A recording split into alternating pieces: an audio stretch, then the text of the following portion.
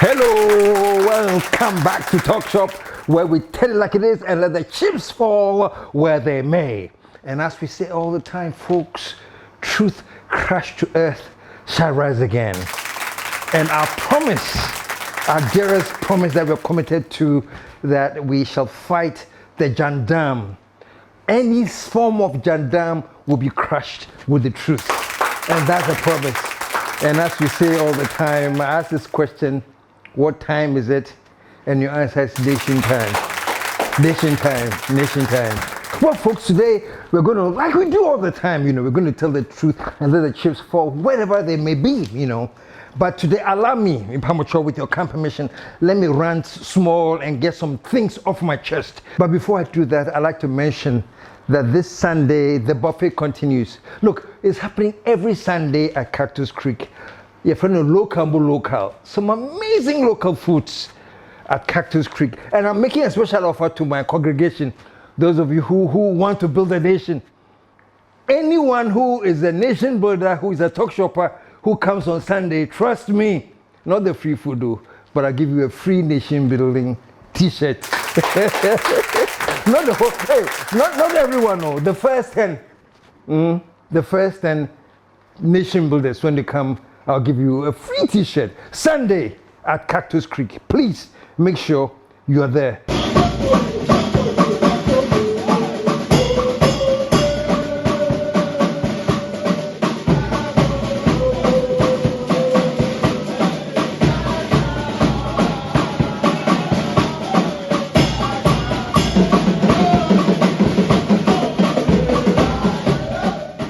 Okay, now let's go to business. You know something, folks?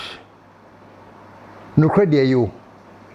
I want us all to imagine for once that maybe, let us just imagine that it was the NDC in power. And the MPP had promised that when they come and they win the election, they are going to prosecute all the NDC people who were looting. May reverse it, just for 1 second. Just imagine it. Just imagine it, that there was NDC in power and there had been so much loot, and the MPP had campaigned that if they come to power, they're going to recover and prosecute the looters. And they had won. Masa, kamubehu samia. I'm not kidding. Look at this. It's not that I'm conjuring this out of my imagination. It has happened before. What is the difference between looting and financial loss? Financial loss is when you invest the nation's money in certain ways that do not benefit the nation. It is called, you have caused financial loss to the nation, and you'll be punished for that. That is causing financial loss. When we keep the bad moves, the bad investments, so the nation has lost money, you'll be punished for that. It's called financial loss. What is looting? Looting is not even like financial loss though. Looting is feely. This is wrong, but this is how I can manage and do the wrong, get the money, and sit on the money. That is looting. So for me, at the end of the day, looting and causing financial loss, all loss be loss. All is stealing from the public purse. You know why I'm talking about this? Because once upon a time, under the NPP, under President His Excellency Kufuor, when he came, he said certain members of the NDC had caused financial loss and they'll be punished.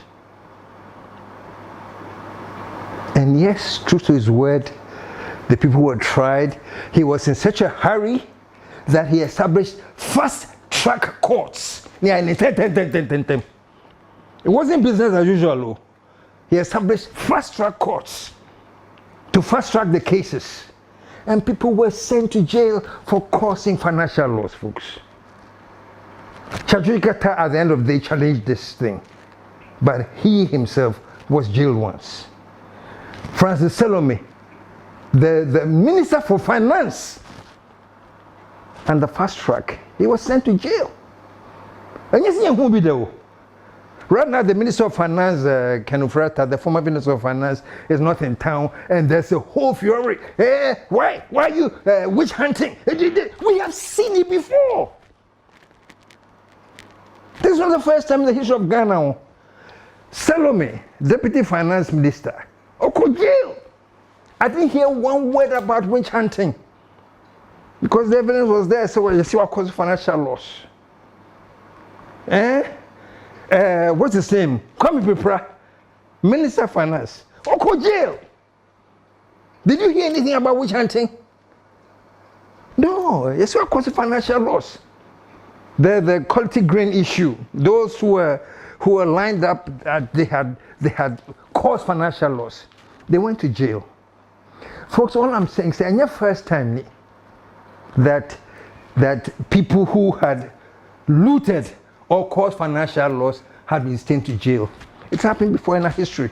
And all of Ghana's are quiet and applauded President Kufuor for taking such action and jailing people for causing financial loss. Malam Issa, the rest of them, go and do your research, plenty. All of a sudden, the challenge has changed from financial loss to looting. And all of a sudden, when it comes to those who have looted this country, dear, witch hunting. And this committee is only in for personal vendetta. Financial loss was okay. Let Chachu go to jail. Let Prepare go to jail. Let Francis Salome, former Deputy Finance, die in jail. It's okay. They cause financial loss. But those who have looted, no, leave them alone. When they call you, don't go. And so if you are a former government official and you're invited by this so-called Ora, advice to you from the minority is to boycott any invitation from the Ora team. We are not going to be part of it. Hey! When they call you, don't go. It's witch hunting. So you invite people who have been alleged to be criminals, and the whole parliamentary system can stop because they're going to demonstrate in support of the criminal who being arrested. Master, where are we going in this country? Where is this inconsistency from? That if you cause financial loss and you go to jail, that is fine. There's no question. Go to jail and pay for it. But when you loot, we should rise up in defense of those who have looted, because it is witch hunting. Where are we going in this country? And I'm saying all of this, folks, and I hope that the NDC and President Mahama are listening. We're sitting out somewhere, we got the promise that just as happened during Kufuor's time with those who had caused financial loss and Ghanaians were upset that you have caused financial loss for the country, so too in our time, those who have looted will be prosecuted. We will launch an Operation Recover All the Loot to investigate, prosecute, and recover the proceeds of corruption.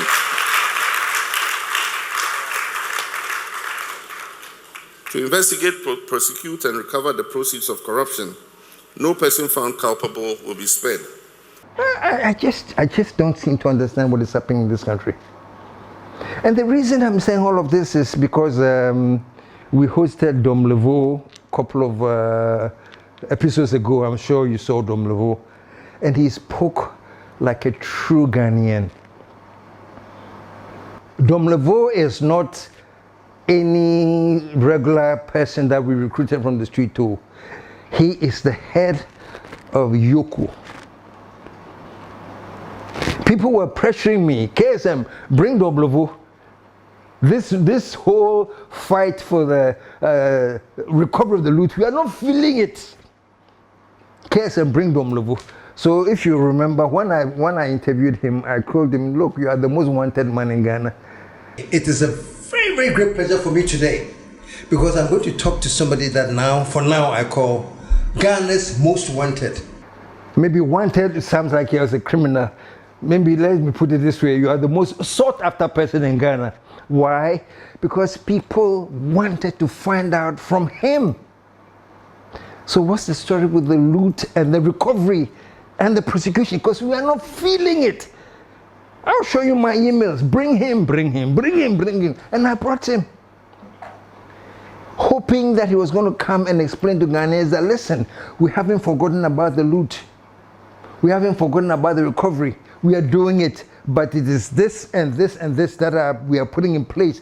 That's what I was hoping to hear. But lo and behold, he came and told us that, me too, I am frustrated. Me too, I'm not feeling it. So if you follow the briefing that the Attorney General has been given, a lot of work is going on. Will you ask, are you satisfied? I'll say no, I am not satisfied. Because I can't see the end of the tunnel, not to talk about the light at the end of the tunnel. I can't even see it. I don't even see the end of the tunnel before the light, because I know this may continue until there's a change. In fact, the prayer of the corporates and their lawyers is that there should be a change in government. Then you hear nolli prosequa and etc., and our money is gone. The procedure that Attorney General currently is using is going to be very difficult. 9 months. 9 months is not small, my brother. We are, before we realize, we have finished the quarter of the term of President Mahama. So I think we have to change the speed at which we are moving and let people gain the confidence that things are moving and moving very fast. It begs one question.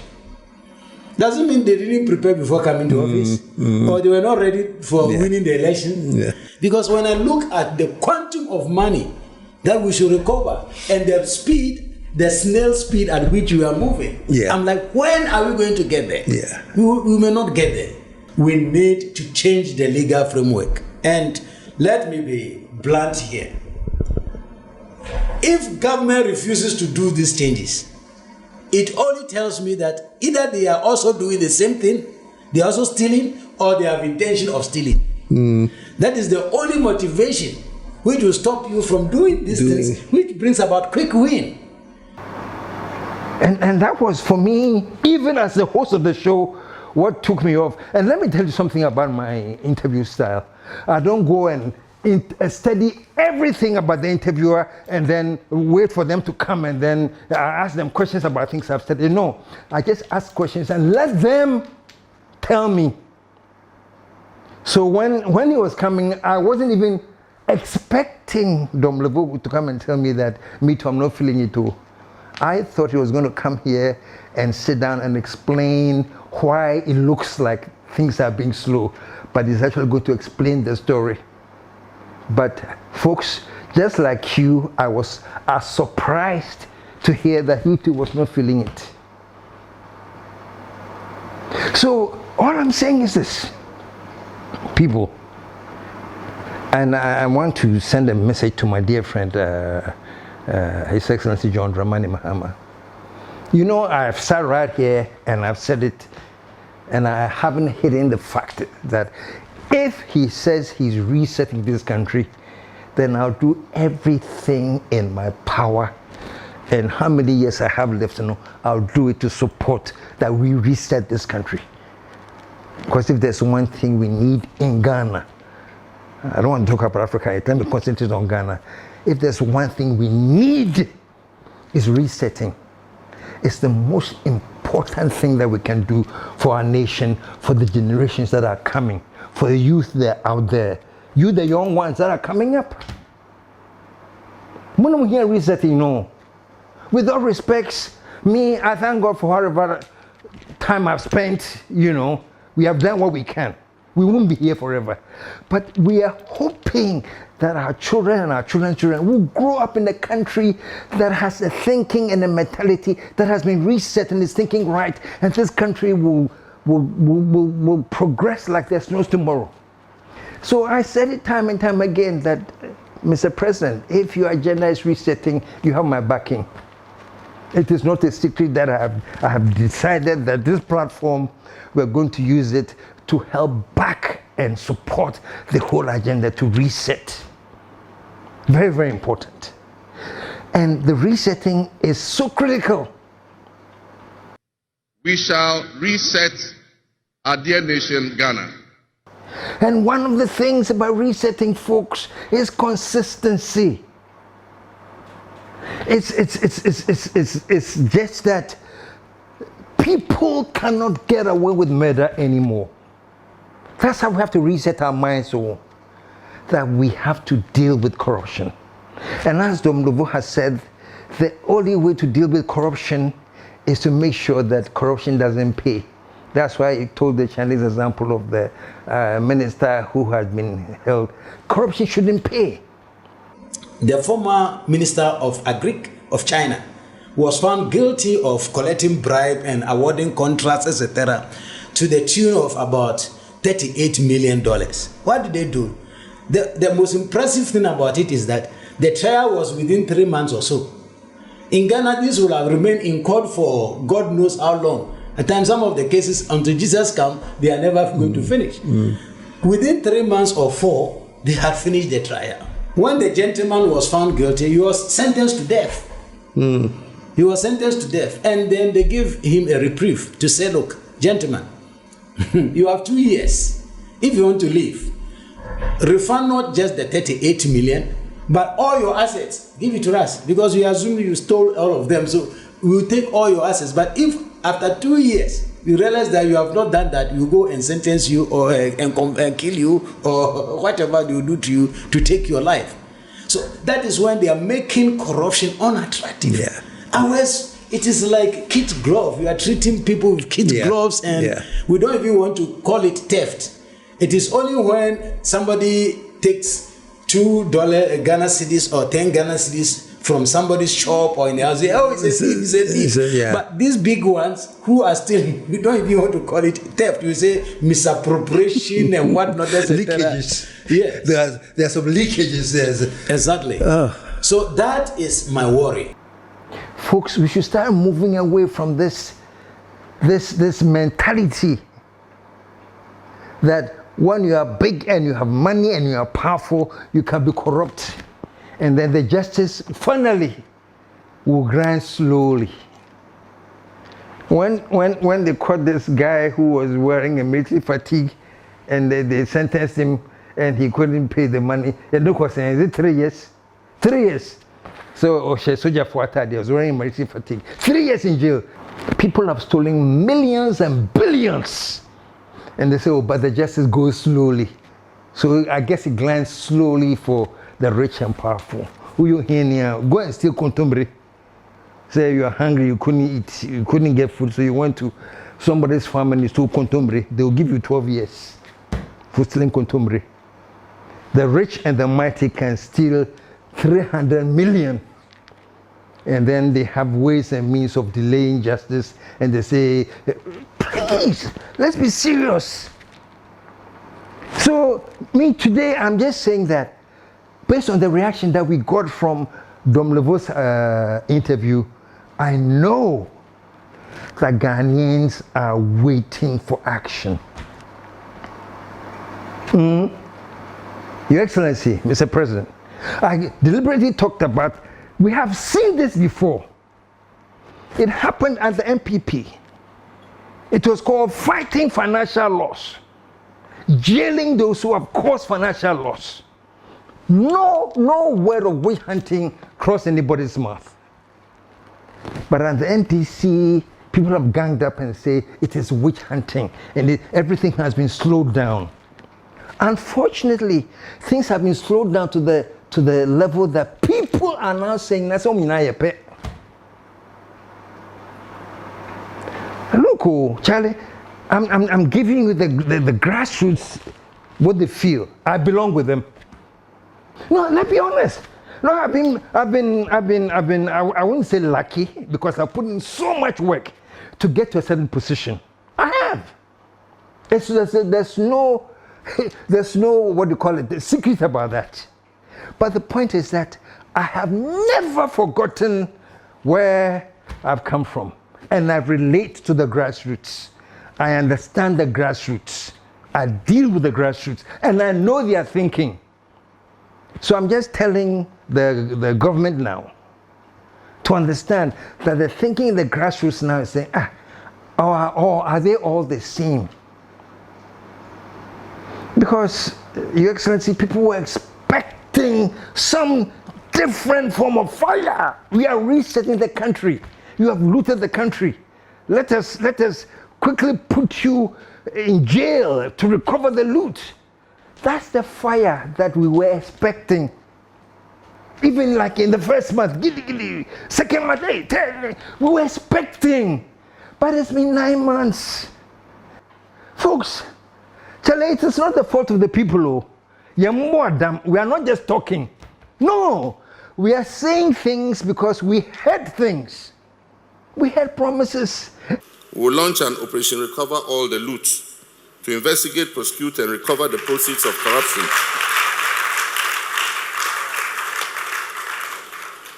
To investigate, prosecute, and recover the proceeds of corruption, no person found culpable will be spared. And we were fired up with the promises.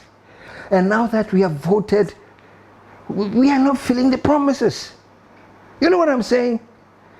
Salome went to jail. He died in jail. At some point, he was in jail and he was on drip. Chachiketa was arrested. Prepare was arrested. They caused financial loss. So we are not feeling it, and it's not our fault that we don't feel it. What's his name? Our finance minister, Ken, chilling somewhere, free. Occasionally they will hear the OSP will come and read and declaring a wanted man. Blah, blah, blah, blah, blah. Ladies and gentlemen of the media, a few minutes ago, I signed a directive declaring a high-profile person a fugitive from justice.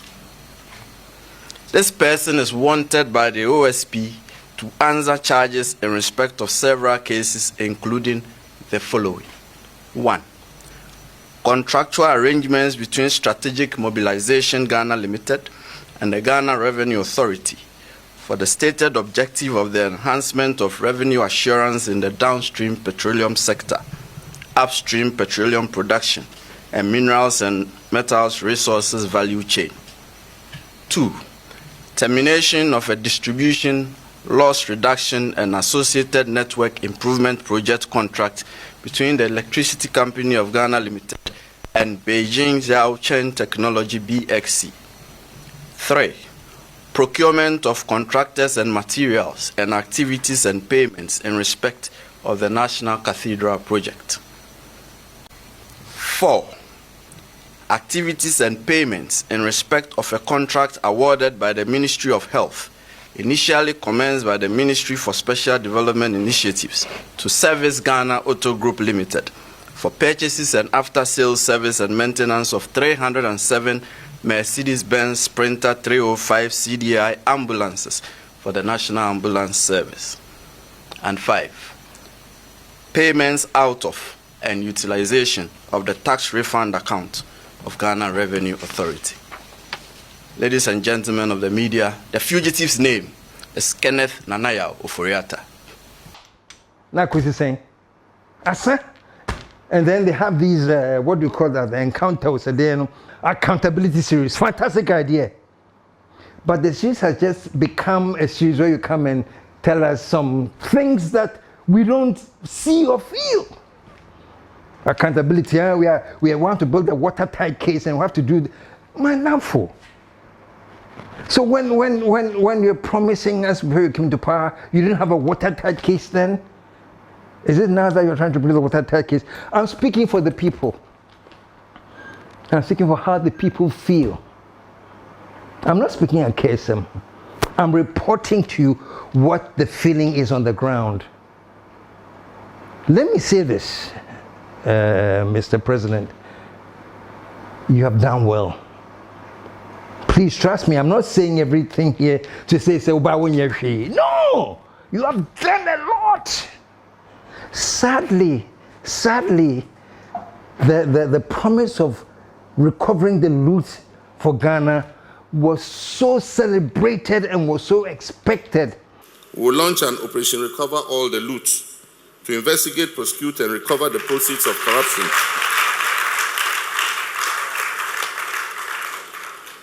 To investigate, prosecute, and recover the proceeds of corruption, no person found culpable will be spared.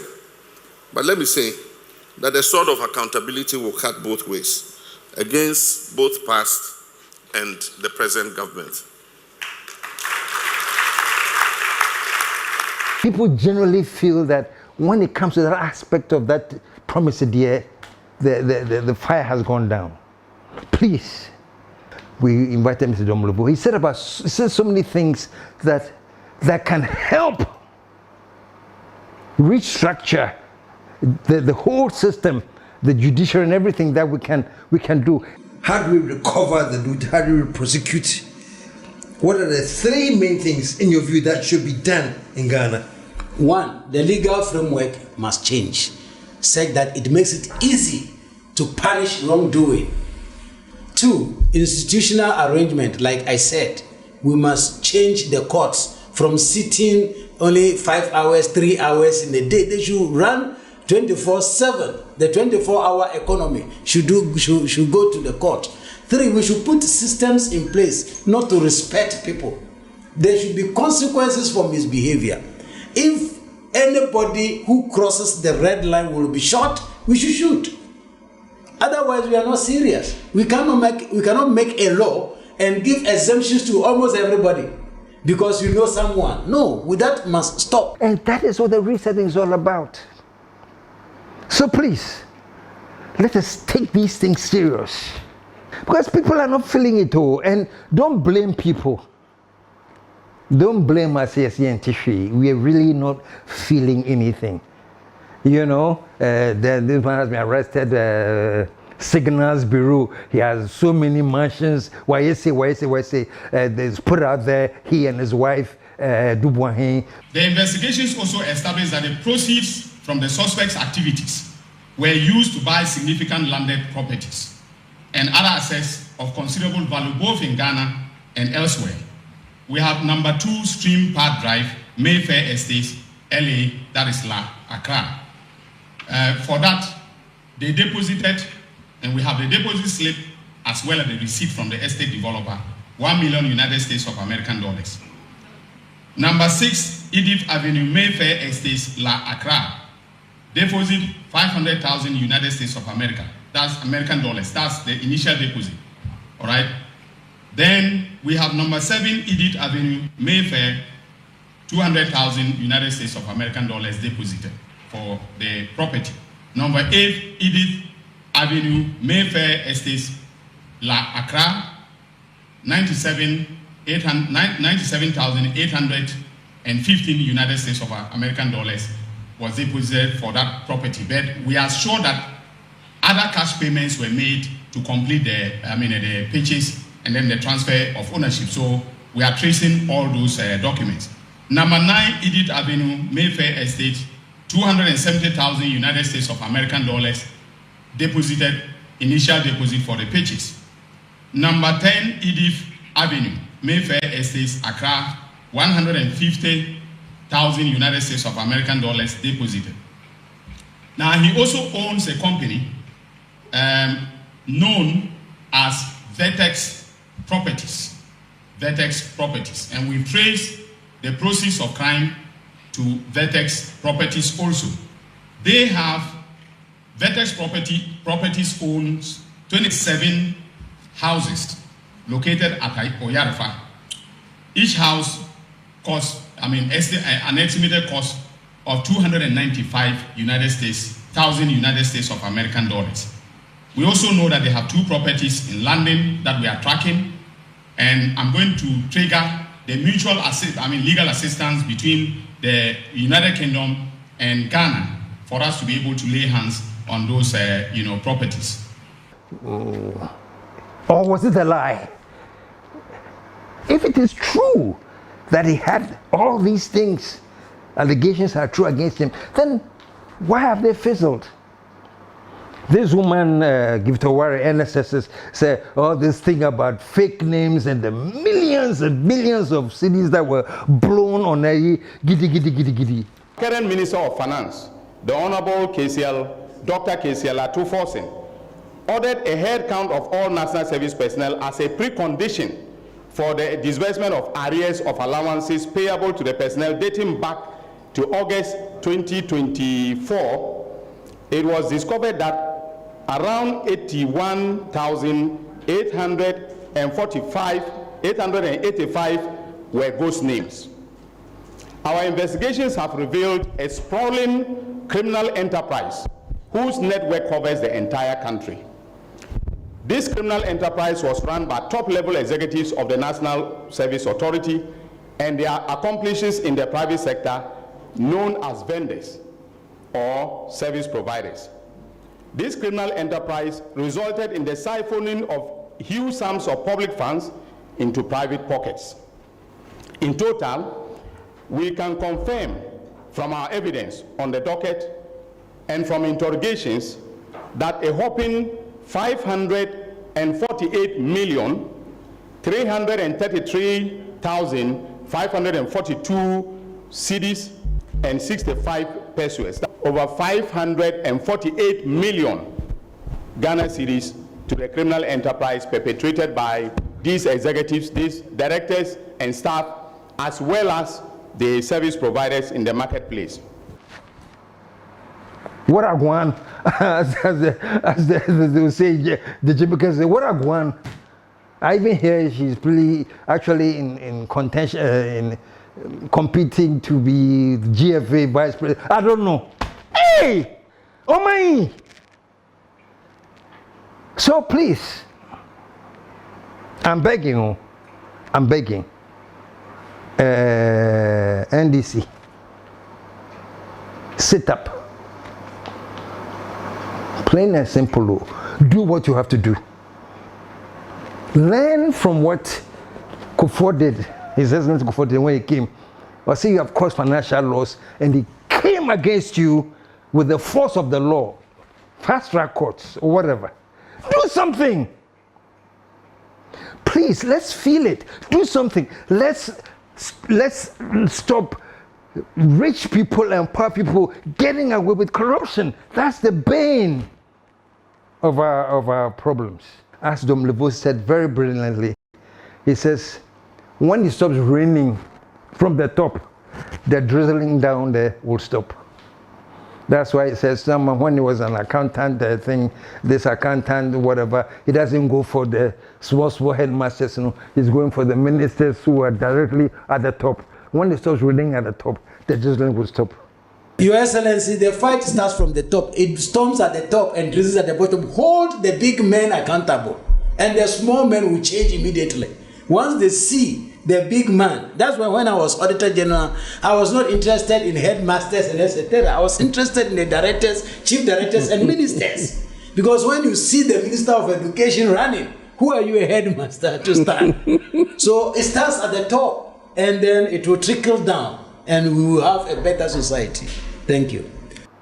So today I just, following the episodes we have done with Dom Levo, I've just come to add my voice that please, let us stop this business as usual.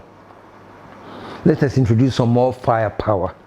I'm looking for the chance, I don't know whether it will happen soon or late or whenever, that I'll sit down one-on-one with His Excellency, Mr. John Dramani Mahama. And if I do get the chance to sit down with him, these are the things I'll ask him. Mr. President, people had the promise, so they were gung-ho about the promise. They are not feeling it. Maybe from your own mouth, you can explain to the people why. I'll ask him. If I get the chance to interview him, I've done that a lot. Maybe this will be the fourth time. But, or if I get the Attorney General, my floor is there. I'll let my producer call you. If you come, fine. Or the OSP, my floor is here. I'll call all of you to come and we do our own accountability series from Unfiltered. Expect my calls. But in the meantime, in between time, folks, the catching the door soon. Mahama, you've started well. Some of the changes are good, but I've said it time and time again.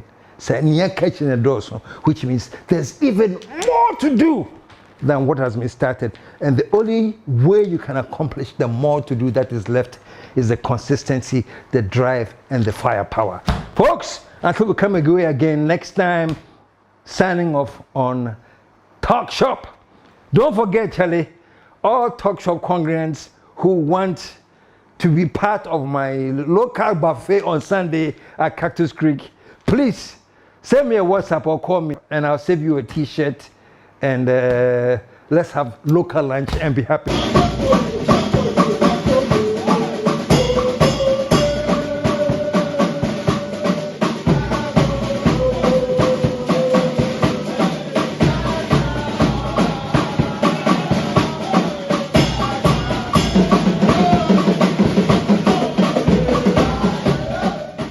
In the meantime, in between time, let us continue with our drive and our force to build this nation. And I swear to God, no matter what, whether in my lifetime or after, this country shall rise again.